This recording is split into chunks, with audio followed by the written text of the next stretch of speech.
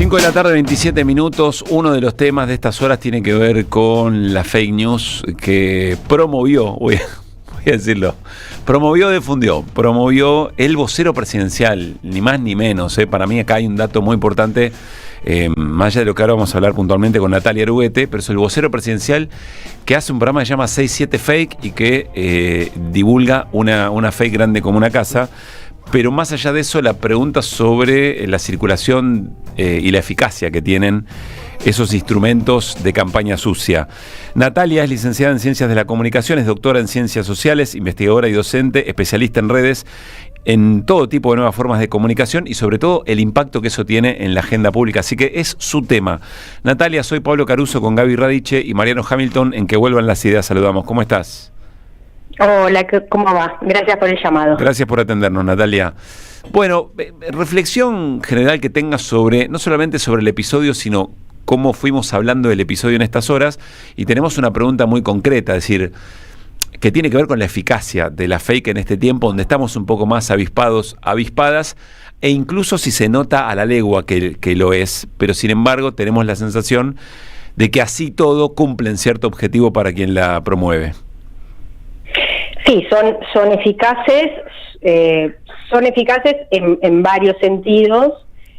Por un lado, por cómo logran alterar la agenda, y eso es uno de los principales propósitos que tienen este tipo de operaciones, y también de paso muestra una suerte de correlación de fuerzas en las internas, ¿no? Esto es lo que yo puedo hacer. Pero claramente, tanto la operación política hecha con inteligencia artificial de lo que fue la saga, que todos conocemos como el video de Macri, pero ahí una saga muy inteligentemente fabricada, y esta tienen efectos políticos, tienen efectos concretos en el comportamiento, y lo último, no va de suyo que todos nos demos cuenta de que es ostensiblemente falso, ¿no? ¿Y por qué, Natalia? ¿Por qué es eficaz aún si nos damos cuenta que es ostensiblemente falso? Es que, bueno, por un lado, en el caso, a ver, si pensamos en el episodio anterior, que uno lo tiene un poco más estudiado y que ya pasó un poco de tiempo. Macri diciendo que se bajaba los penatos. Macri diciendo que, te digo la saga, fueron 5 posteos muy bien coordinados. Por un lado, Macri a las 7 de la tarde diciendo que los penatos se bajaba. Después otro posteo donde se emulaba que ese video había subido y se había hablado en un medio tradicional de ese video, que era La Nación Más. Después la justicia electoral suspendiendo a los penatos por decir que había violado la veda por postear en redes sociales, cosa que no es tan así, pero también lo hicieron desde una cuenta falsa. Después un audio de los penatos y finalmente el video de los penatos. Entonces, en el marco de 3 horas, claro, tenés esa saga muy coordinadamente viralizada por influencers que no solamente tienen mucha llegada en la comunidad libertaria, sino que tienen mucha capacidad de influencia en lo que después levantan los medios de comunicación más convencionales. Uh-huh. Y eso a pocas horas de ir a votar, con lo cual toda la desmentida que hubo a lo largo del domingo, no todo el mundo la vio y no todo el mundo le creyó, y también pudo haber generado miedo frente a o votás por Adorni, o si votas por los penatos tirás el voto frente al cupo kirchnerista. Claro. Claro. Natalia, ¿qué tal? ¿Cómo te va? Mariano Hamilton. En esta época del posperiodismo, hagamos, si es que se puede, un mini tutorial de cómo identificar una fake o un video modificado por IA. ¿Se puede o no se puede?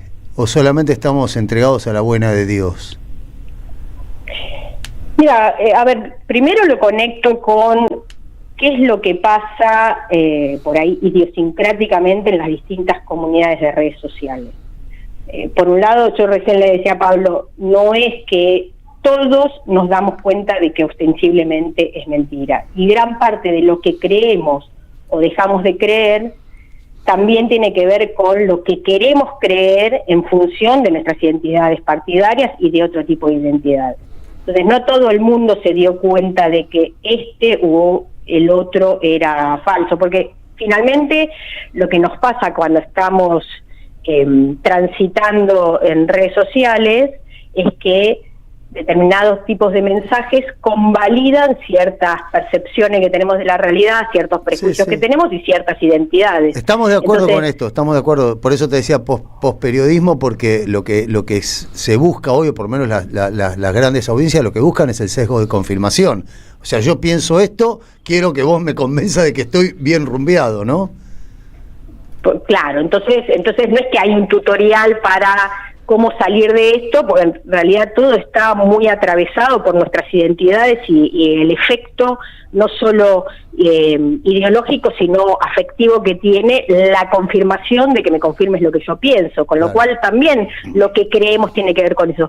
Incluso nosotros tenemos mucha investigación hecha respecto de cuán eficaz es el fact-checking en este punto, y muchas veces lo que ocurre es que aún habiendo una instancia de chequeo, tanto por parte de medios como por parte de los propios fact-checkers, muchas veces hay resistencias por parte de los usuarios y las usuarias a creer en ese chequeo, ¿no? Que es lo que llamamos ecos de creencia.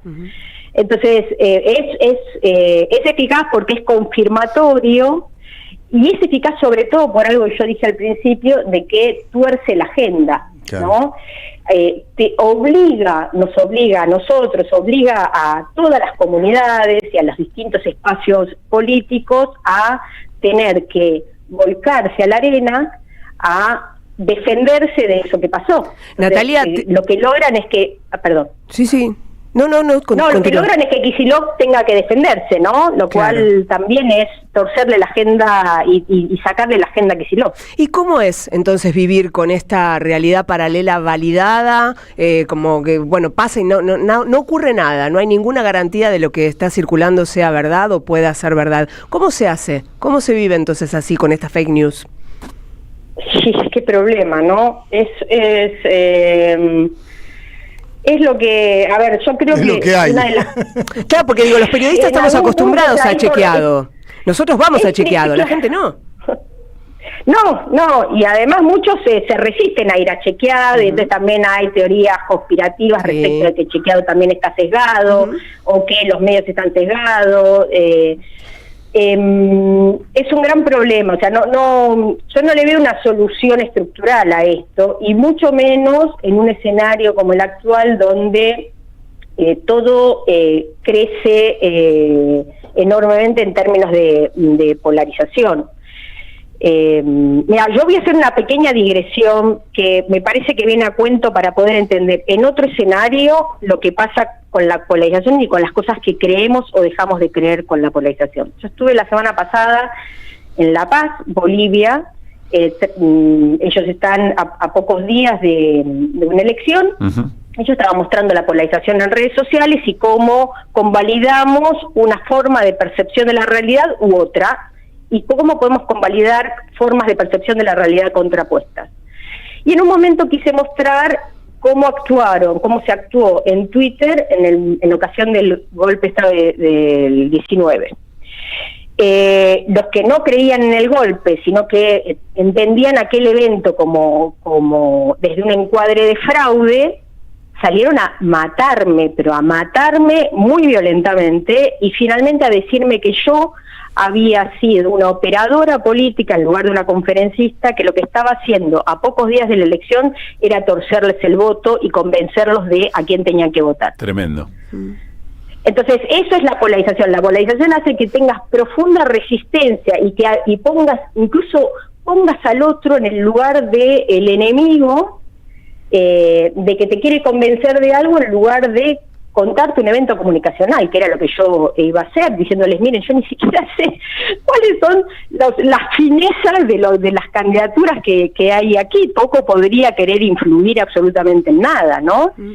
Entonces, ese es el escenario en el cual nos encontramos con operaciones de este tipo, que no solamente son súper sofisticadas en términos técnicos, sino que además lo que tienen es una capacidad infinita de coordinación de distintos tipos de cuentas con muchísimo alcance.